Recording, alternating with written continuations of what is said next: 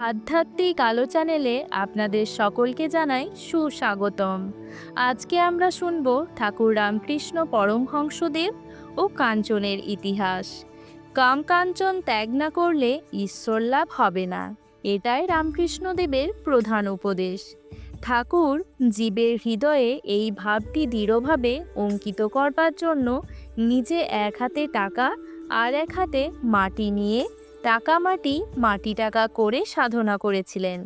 শেষে এই ভাব তার ভেতরে এমনই বদ্ধমূল হয়ে গিয়েছিল যে তিনি কোনো রকম ধাতু স্পর্শ করতে পারতেন না।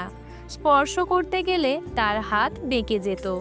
মথুরবাবু কোনো সময় পরমহংসদেবের নামে 50,000 টাকার কোম্পানির কাগজ কিনে দিতে চেয়েছিলেন, কিন্তু পরমহংসদেব কোনো মতে তার প্রস্তাবে রাজি হলেন না।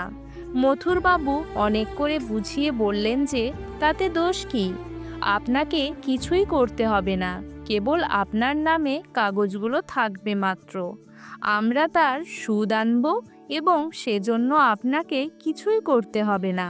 পরমহংসদেব বললেন, কিছু করতে হবে না ঠিক, কিন্তু তাহলে আমার মনের মধ্যে একটা দাগ পড়বে তো যে আমার টাকা আছে।